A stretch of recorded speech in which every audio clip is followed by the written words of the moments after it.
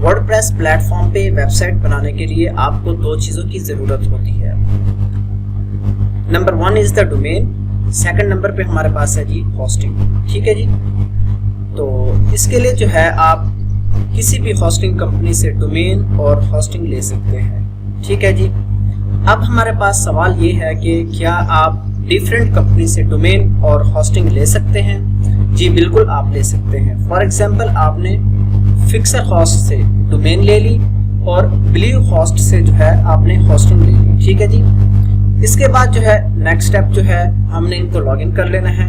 Login करने के बाद अब हम देखते हैं कि इनको कैसे कनेक्ट करना है। ठीक है जी, तो सबसे पहले जो है मैं फिक्सर होस्ट में जाता हूँ, यहाँ पे इसको जो है मैं लॉगिन कर देता हूँ। ठीक है जी, डोमेन और होस्टिंग जो है आप अपने सिंपल जो है क्रेडिट कार्ड से पे कर सकते हैं। तो इसके बाद जो है यहाँ पे जो है हमारा अकाउंट क्रिएट हो जाएगा। ठीक है जी, अब जो है हम इसको लॉगिन कर लेते हैं। लॉगिन करने के बाद ये देखिए यहाँ पे मैं जाता हूँ सर्विसेज में, तो यहाँ पे मेरे पास ये देखिए कोई भी सर्विस जो है एक्टिव नहीं है, तो इसे होस्टिंग कहते हैं। ठीक है जी, यहाँ पे आप डेट भी चेक कर सकते हैं। इसके अलावा हमने जाना है डोमेन्स में।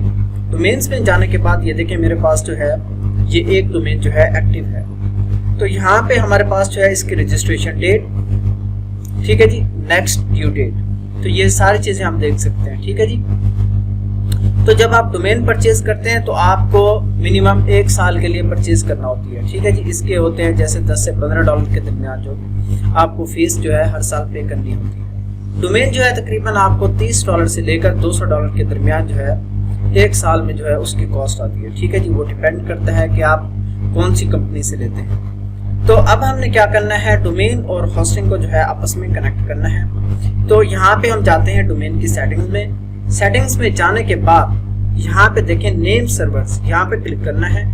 यहाँ पे जो है ये देखें अब मैंने होस्टिंग जो है ब्लू होस्ट से ली है। ठीक है जी, तो मुझे नेम सर्वर्स यहाँ पे उस कंपनी के ऐड करने हैं जहाँ से मैंने होस्टिंग ली है। तो अब मैं यहाँ पे लॉगिन कर लेता हूँ ब्लू होस्ट को। यहाँ पे जो है आपने करेक्ट यूजर नेम और पासवर्ड ऐड करना है। ठीक है जी,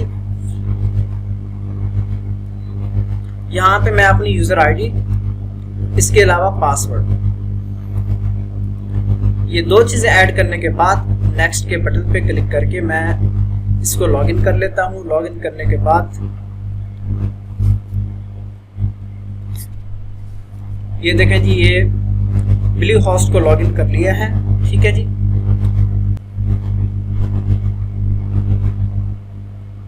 ये देखें जी ये मेरे पास ये वेबसाइट्स जो है मैंने ब्लू होस्ट में ऐड की हुई हैं। ठीक है जी, अगर कोई न्यू वेबसाइट ऐड करनी है जस्ट यहाँ पे आपने क्लिक कर देना है। इसके बाद जो है आपने वर्डप्रेस इंस्टॉल कर लेना है। ये देखें ये मैंने अपनी वेबसाइट में वर्डप्रेस इंस्टॉल कर लिया है। तो ये जो नेम सर्वर्स हैं ये हमें कहाँ से पता चलेगा, देखें आपने होस्टिंग पे क्लिक कर देना है। यहाँ पे क्लिक करने के बाद यहाँ पे जो है हमें इस पेज पे जो है सारी डिटेल जो है मिल जाएगी। ठीक है जी, ये देखें मैं इसको स्क्रॉल डाउन कर लेता हूँ। स्क्रॉल डाउन करने के बाद ये देखें ये मेरे पास जो है DNS रिकॉर्ड्स, तो ये मेरे पास नेम सर्वर्स हैं। इस तरह से अगर आपने SiteGround से होस्टिंग ली है तो उसके नेम सर्वर्स होंगे फॉर एग्जांपल ns1.siteground.net। तो इस तरह से जस्ट आपने ये कॉपी करके अपनी डोमेन में ऐड कर देने हैं। तो ये बाकी चीजें जो है आपने रिमूव कर देनी है, फिर आपने यहाँ पे क्लिक कर देना है चेंज नेम सर्वर्स। ये सब करने से क्या होगा कि जो आपकी डोमेन है वो आपकी होस्टिंग से कनेक्ट हो जाएगी। ठीक है जी, इसके बाद जो है आप नेक्स्ट स्टेप जो है वर्डप्रेस इंस्टॉल कर सकते हैं। ठीक है जी, वर्डप्रेस आप यहाँ से भी इंस्टॉल कर सकते हैं। अगर आपके पास ये इंस्टॉलर अवेलेबल नहीं है तो आपने जाना है cPanel में। cPanel में जाने के बाद ये देखें जी ये मेरे पास जो है cPanel लोड हो रहा है। ठीक है जी, अब देखें स्क्रॉल डाउन करना है। स्क्रॉल डाउन करने के बाद ये देखें ये मेरे पास डोमेन्स का सेक्शन है।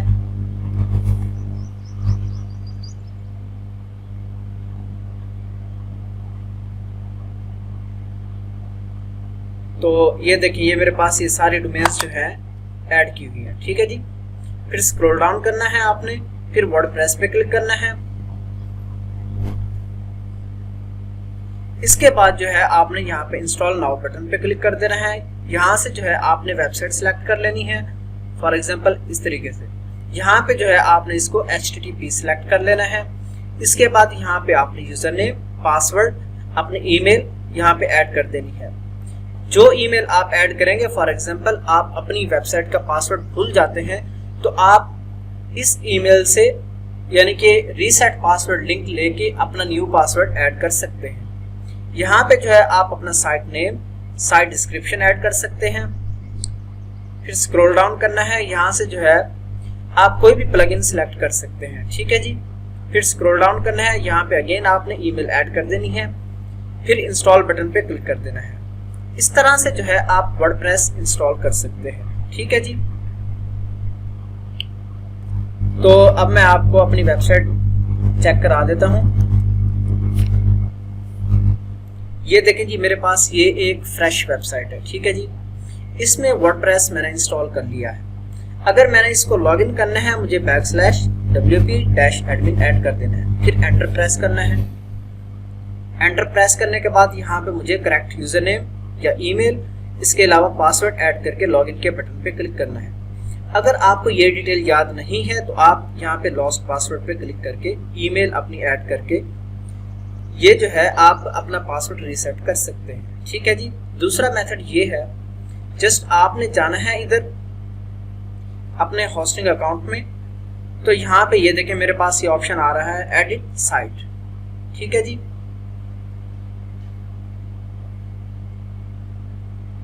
यहाँ से जो है आप डायरेक्टली जो है अपनी वर्डप्रेस वेबसाइट को लॉगिन कर सकते हैं। ये देखें, ये मेरे पास वेबसाइट जो है लॉगिन हो गई है, ठीक है जी। अगर मैं ये बाकी सारा कुछ रिमूव कर दूं तो ये हम वर्डप्रेस के डैशबोर्ड में आ चुके हैं, ये देखें। इसके अलावा एक और मेथड है, जस्ट आपने सी पैनल में जाना है, फिर आपने स्क्रॉल डाउन कर लेना है। स्क्रॉल डाउन करने के बाद वर्डप्रेस पे क्लिक कर लेना है। इसके बाद ये देखें ऑल इंस्टॉलेशंस, यहाँ पे क्लिक करना है। यहाँ पे ये देखें, ये आपके पास जो शो हो रहा है, ठीक है जी।